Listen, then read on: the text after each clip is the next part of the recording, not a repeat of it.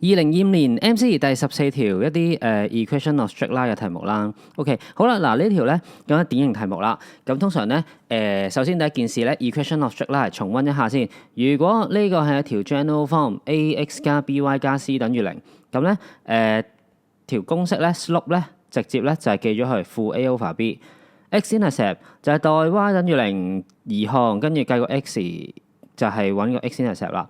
咁到x intercept 就代 y 等於0啦 ，y intercept 就代 x 等於0啦。OK， 而家條題目同你講 L 條 equation of straight line 係 px 加 qy 等於7啊，即係呢條係 px 加 qy 等於7。咁而家就問你幾樣嘢咯。嗱，講多次啦，有睇開我哋嘅片就知啦。通常 equation of straight line 咧考3樣嘢，第一樣咧就係 slope， 第二樣就 x intercept， 第三樣就 y intercept。如果呢3樣都冇嘅話咧，再睇下可以點幫手。不過通常解決咗大部分問題㗎啦。OK， 好啦，嗱呢度唔算難嘅，因為唔係好多移項咧，啲同學未必會移錯嘅，係啦，因為平時咧嗰啲好複雜嘅。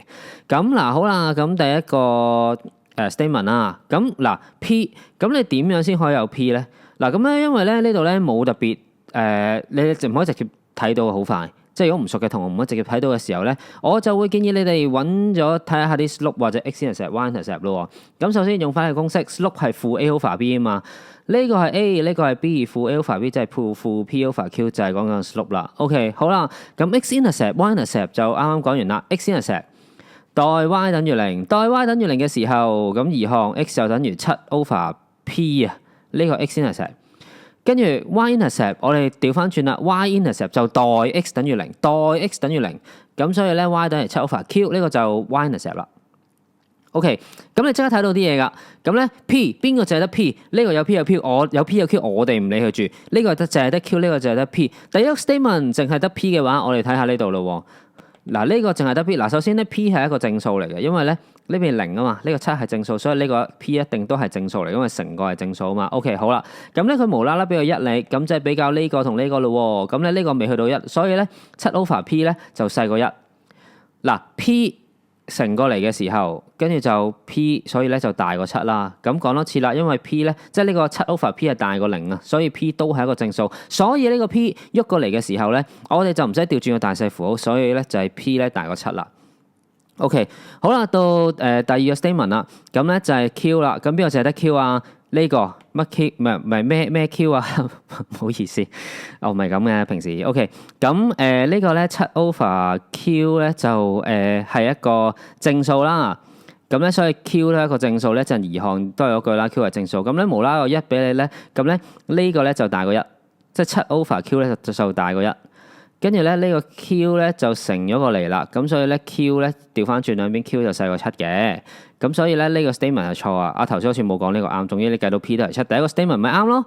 咁咧第二個 statement 咧因為 Q 細過7，所以呢個就錯嘅。OK， 第三個 statement 有 P 有 Q 呢幾樣嘢 equation of straight line 即係一定係個 slope 啦。OK， 咁講個 slope 嘅時候係呢個嗱，首先咧 slope 咧咁樣係負啊嘛，咁樣係正啊嘛。咁因為你知 P 同 Q 都係一個正數，所以呢個係一個負數，所以就正常啦。咁咧，但係咧你無從入手嘅呢啲，咁通常佢無啦啦俾咗兩個 point 你咧，你就用呢兩個 point 嘅 slope 去比較咯。用呢兩個 point 嘅 slope 去比較嘅時候，呢個嗱，我畫咩少少啊 ？Good note 呢排唔知做乜事啊？咁咧呢個1同1同1咁樣個 slope 呢個咪負1咯，好簡單啫。呢個 y 減 y 除 x 減 x 個 slope 係負1。識下嘛同學，唔會唔記得啦。呢個10啊嘛，呢個01啊嘛。y 減 y 除 x 減 x 呢個 y 1啦，1減0除0減1，所以咧 slope 係負1，呢啲睇得到嘅。即係簡單嚟講，1負1啊，2負21負1 1啊1啊個 slope 就係1啦，2個 slope 就係都係負1啦。跟住咧，小明講錯，總之3 slope 就係負1啦。OK， 總之個 slope 係負1啦咁樣。咁譬如咁樣嘅順帶一提啦。咁譬如呢個負1 1，咁個 slope 咧就係1啦。負2 2個 slope 就係1啦，如此類推。好啦，咁咧因為兩個 slope 係負噶嘛，嗱咁咧同學咧會唔記得邊個大啲啊？邊個勝啊？咁啊好簡單啫，因為你負多啲，咁呢個咪斜啲啊？負多啲嗰個越斜，負得嚟越斜嘅話咧，就係越負得多咧。咁所以咧呢個 slope 咧係叫細啲，因為負得多嘛。即係佢話呢個負1。咁佢負得嚟再斜啲喎，咁就舉個例負6咁樣 slope，咁佢就越細嘅。咁如果唔記得咗睇翻樓下教片咧，有講點樣睇呢啲 slope 嘅大細嘅。OK， 咁所以咧嗱呢個 slope 係負1啊嘛，咁呢個 slope 咧總之係細過負1啊嘛，呢個 slope 總之係細過負1噶嘛個 slope。咁所以咧我哋就會得出咧呢條式嘅 slope 即係負 P over Q 咧就細過負1啦。咁我哋就計咯喎，兩邊一齊約咗個負，咁個大細符要調轉啦。咁頭先 P 同 Q 都係正數，我哋 Q 乘過嚟嘅時候，咁 P 就大過 Q 啦。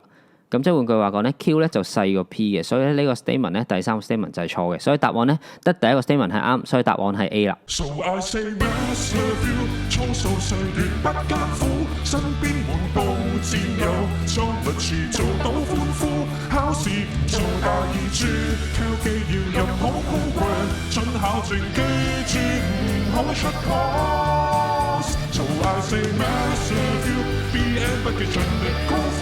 MC 你唔係靠亂估，即使要含在廢水。